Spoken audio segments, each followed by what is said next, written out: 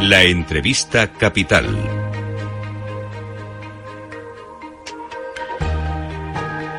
Luis Vicente Muñoz. Pues sí, hoy damos la bienvenida en esta gran tertulia de la economía a Diego Sánchez de la Cruz. Es el coordinador de estudios del Instituto Juan de Mariana. El instituto va a premiar hoy con su galardón, el premio Juan de Mariana 2024, a Javier Milei, al presidente de Argentina. Diego, ¿cómo estás? Muy buenos días y bienvenido. Buenos días, ¿qué tal?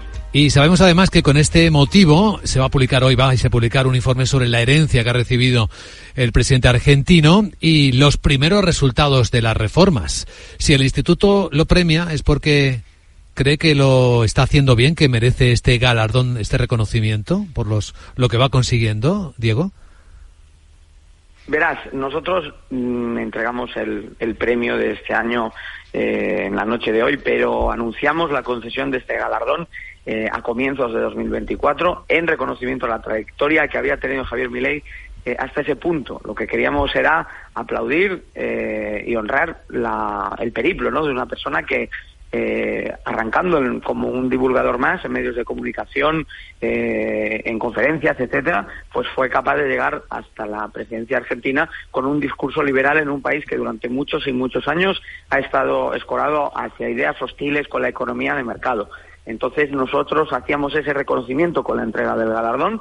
Y ahora que Javier Milei está aquí en España, aprovechamos también para analizar, ¿no?, el resultado de las primeras reformas que se han adoptado en estos 6 meses, en las cuales efectivamente se pueden apreciar ya algunas señales positivas, pero obviamente aún es pronto, solo han transcurrido un semestre y queda legislatura por delante, claro. Sí, pero sí hay algunas cosas que parecen estar moviéndose en la economía argentina. De hecho, The Economist, lo comentaba Carmen Morales ahora fuera de micrófono, estamos en la tertulia, publicó pues algunos de los movimientos. Carmen, si quieres, buenos días, si no te importa, Diego, podemos citar esos primeros movimientos que incluyen una inflación que sigue siendo desbocada, pero da algún indicio de moderación dentro de unas cifras que siguen siendo pues insoportables para la sociedad, pero alguna cosa más, ¿no? Sí, los 2 superávits consecutivos en enero y febrero, todavía no hay datos analizados de marzo, y luego la reducción de la base monetaria, ¿no? Y también importante la reducción del gasto público. Ocurre que, claro, al reducir el gasto público, los pagos de las pensiones han impactado y, por tanto, pero va a haber una compensación prevista, pues ahora en el próximo mes, ¿no?, en julio. Y entonces, claro, pues eso hace que las perspectivas de inversión extranjera en Argentina pues sean más halagüeñas, ¿no? Y luego la parte de reestructuración de deuda que ha logrado renovar el swap con China, ahí sí. Tenía un vencimiento, creo, sí. Hablo de memoria, de más de 8.000 millones, y eso pues de momento lo ha dado una patada hacia adelante. Sí. Diego, ¿son estas cosas las que podemos atribuir como primeros resultados de las reformas de Milei en Argentina? Sí, bueno, sí, sinceramente el Economist va bastante lento, ¿no?, a la hora de recopilar información, porque en realidad tenemos ya datos de 5 meses de ejecución presupuestaria, por ejemplo, en los cuales se puede apreciar que el superávit de las cuentas públicas no solamente se genera en los 2 primeros meses del año, sino que se mantiene en marzo, abril, mayo, y además se ensancha, ¿no?, porque durante el primer trimestre había sido de 0,2% del PIB, es decir, un superávit testimonial, ¿no?, muy simbólico, en cualquier caso innecesario, pero es que ahora mismo ya está apuntándole a un punto del PIB de saldo positivo, lo cual es esencial para poder aplicar algunas de esas medidas de corrección, como por ejemplo lo que comentabais con las pensiones.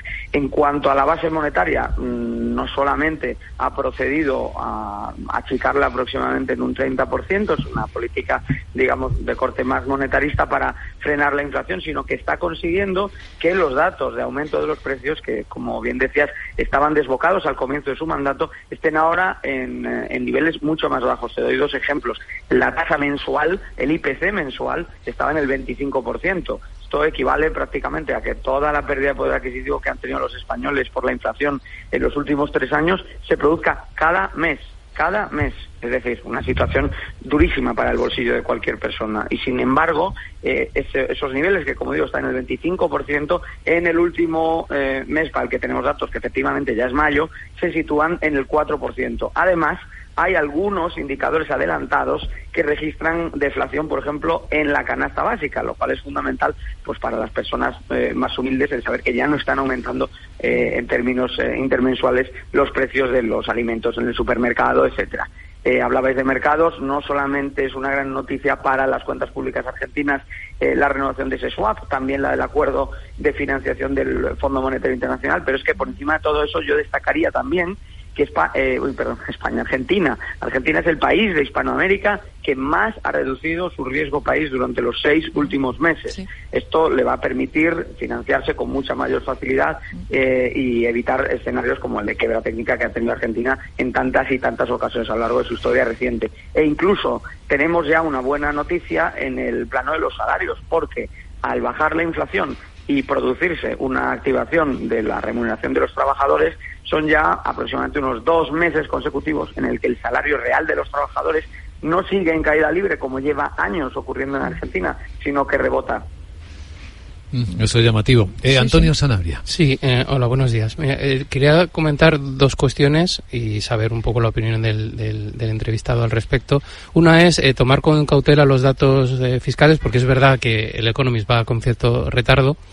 El primer trimestre entero ya se había registrado un superávit, pero hay que decir al respecto que también se ha conseguido con una notabilísima reducción del gasto público, pero además retrasando algunos pagos. Es decir, que hay que ver lo que es el conjunto, lo que puede ser el conjunto del año. Yo no sé si vuestra previsión en ese sentido es como apuntan algunos observadores, por ejemplo el BBVA Research, que prevén que siga habiendo en todo caso un déficit en 2024. Y la segunda cuestión que quería plantear va más en línea en cuanto a lo de la herencia. Quiero decir, se hace mucho hincapié en la herencia, digamos, recibida en el gobierno de Milei, y dado que lleva 6 meses, creo que es atinado el hecho de que evidentemente no se pueden tomar los datos de estos 6 meses como resultado de sus políticas. Se ven ciertas tendencias favorables, positivas, ya se han destacado algunas, pero todavía es pronto. Pero aquí me surgen 2 dudas. Uno es la sostenibilidad en el tiempo de esas reformas, es decir, que el hecho de que conseguir contener algunas variables macro vaya a permitir un crecimiento sostenido en el medio y largo plazo. El principal rublo de recorte del gasto público son transferencias de capital, seguido de transferencias a las provincias. Las transferencias de capital, una caída en torno al 80% interanual. Eso, digamos, cuando vemos lo que ha supuesto en España un recorte del gasto de la inversión pública muchísimo menor que la que está teniendo Argentina y los problemas que está suponiendo, me surgen esas dudas de cómo se puede, en ese caso, en el medio y largo plazo, digamos, sostener, cuando a lo mejor evidentemente tienes que hacer un recorte, pero un poco más, digamos, con un criterio que más selectivo, por decirlo así.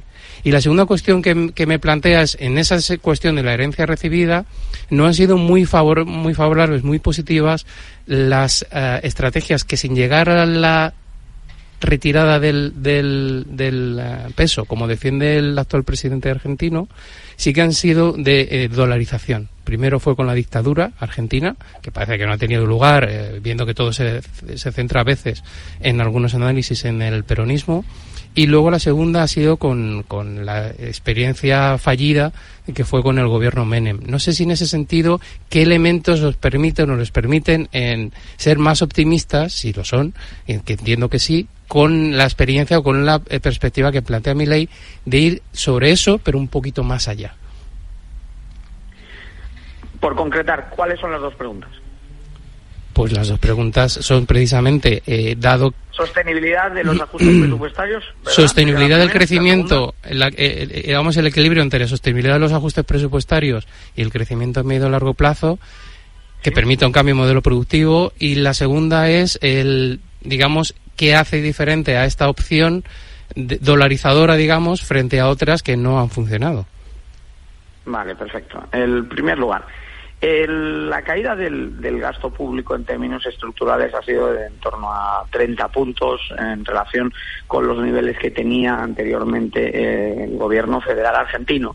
Esto significa poner los niveles de gasto a cotas similares a las que había antes de la pandemia.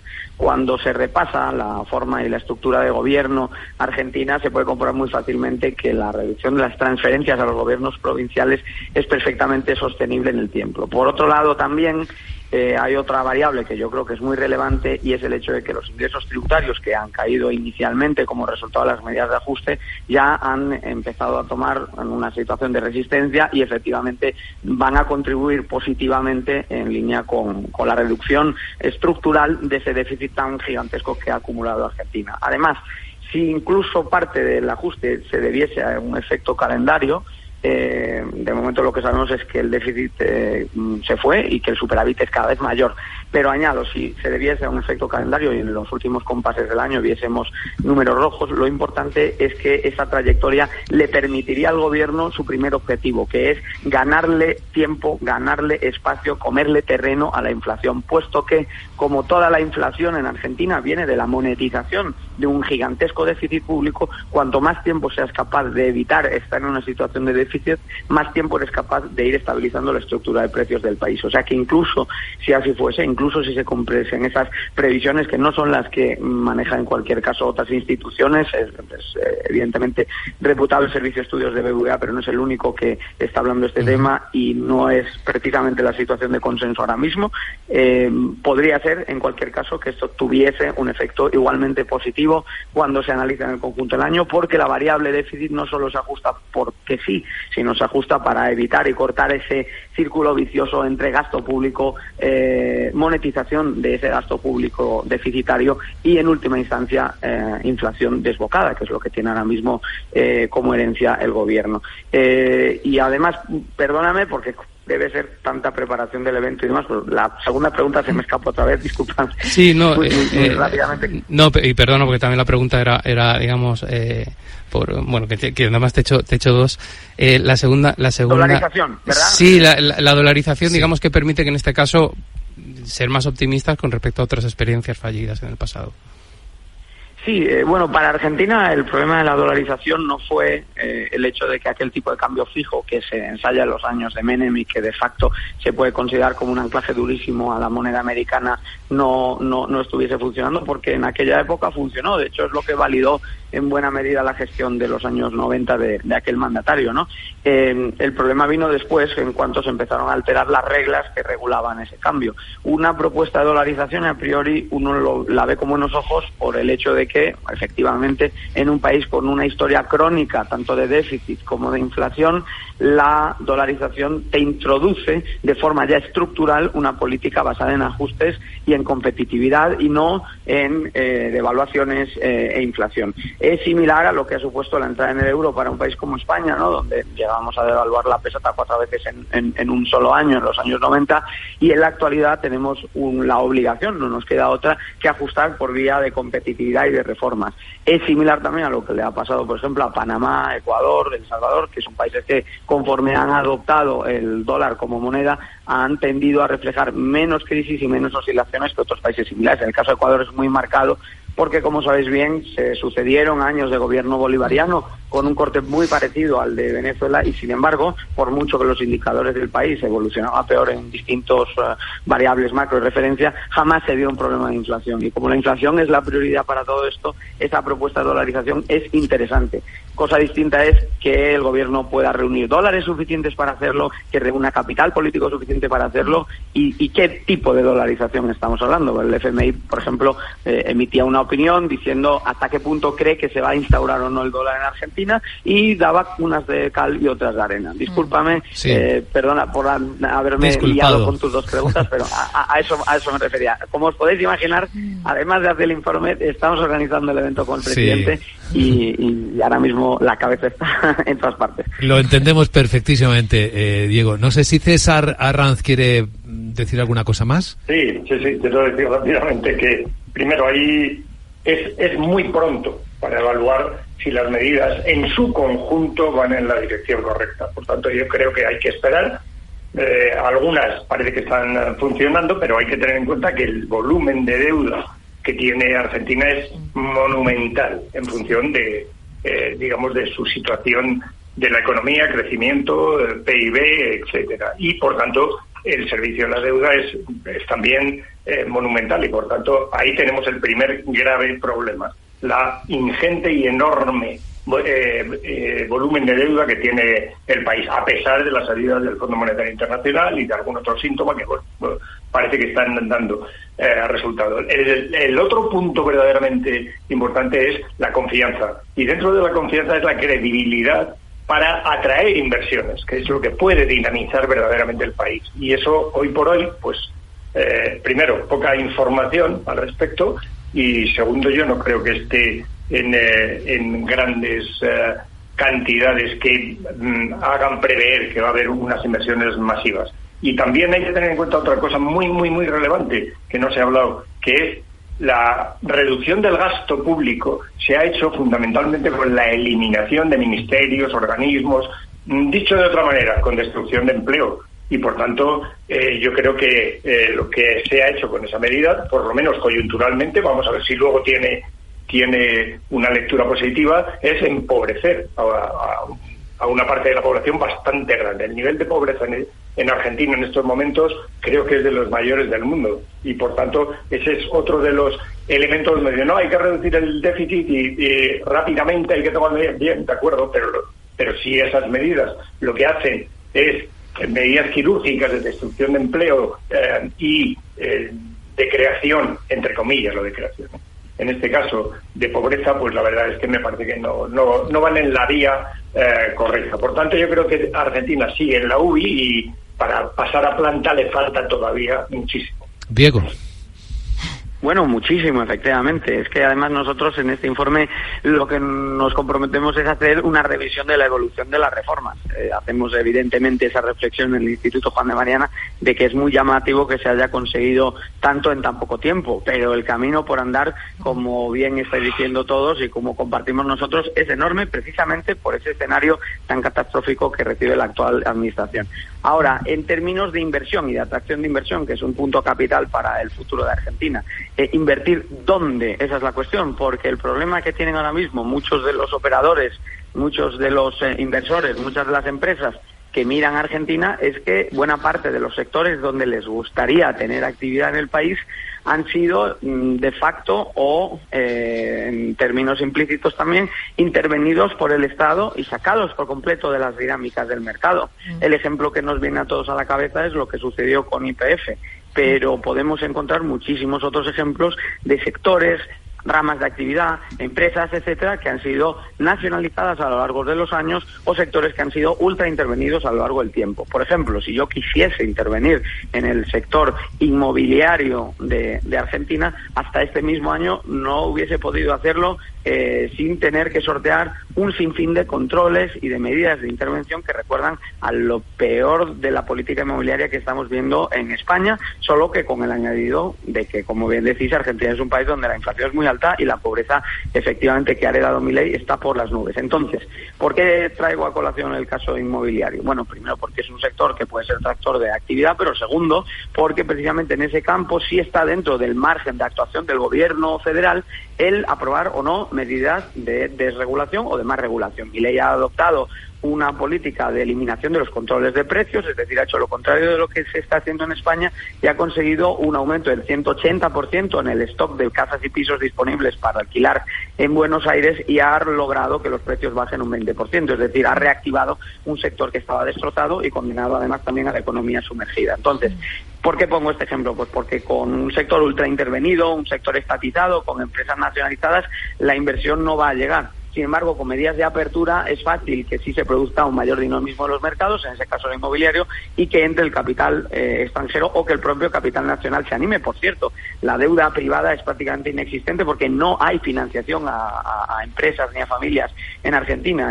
Hablamos de apenas 3 puntos del PIB de financiación privada. En países vecinos como Chile, sin ir más lejos, esa cifra pues hace 5, 7, 10 veces más alta. Entonces, para que vuelva la financiación privada a apoyar el crecimiento y la inversión de los actores nacionales y para que vuelva la inversión extranjera, lo que es fundamental efectivamente son las políticas de liberalización. Y en ese sentido, a la hora de abrir mercados, este gobierno no tiene mayoría en el Poder Legislativo. Por eso una de sus pruebas de fuego va a ser los años 3 y 4, porque está claro que en estos 2 primeros años de legislatura lo que quiere hacer Milei es controlar las cuentas públicas, evitar que se dispare la inflación, y de hecho ha frenado una situación de hiperinflación como la que estaba heredando, pero en los años 3 y 4 lo que él necesita es haber logrado a mitad de término, a mitad de mandato, una mayoría suficiente en el Poder Legislativo para poder sacar adelante pues, más de 300 propuestas de desregulación que se pusieron encima de la mesa por parte del Gobierno nada más empezar la legislatura y que de momento aún están ahí pendientes de que las mayorías peronistas dejen de bloquear o de que las elecciones de mitad de mandato presumiblemente permitan un avance no solo de la formación de Milei, sino también de su socio, que es Mauricio Macri, con sus otros movimientos políticos. En breve, lo último, Carmen. Sí, no, en materia de liderazgo lo que sí creo que es bastante claro es que Milei está ganando el relato del cambio, ¿no? Eso es evidente. Y luego toda su presencia internacional, ¿no? O sea, todas las giras que está haciendo últimamente, su presencia en el G7, la foto con todos los líderes, la foto con el Papa, esta visita a Madrid, que dentro de España pues esto resulta polémico, pero internacionalmente pues no deja de ser pues una nueva cara, ¿no? Un aire fresco de renovación que desde Macri efectivamente y la buena imagen exterior que podía tener internamente no me meto en el debate, ¿no? Pero sí está ganando ese relato del cambio, ¿no? Hoy estamos hablando de él precisamente. Sí. Pues agradecemos mucho a Diego Sánchez de la Cruz, coordinador de estudios del Instituto Juan de Mariana, esta explicación tan detallada de lo que hoy va a hablar todo el mundo. Gracias, Diego, que vaya bien el día. Muchas gracias a vosotros y que tengáis muy buen día. Enseguida continuamos en la gran tertulia de la economía. Hay otras historias y algunas quizás, si se refieren a España, que no son tan bonitas igualmente. Hoy vemos en la prensa digital un estudio de cómo los españoles somos cada vez más pobres en la convergencia europea.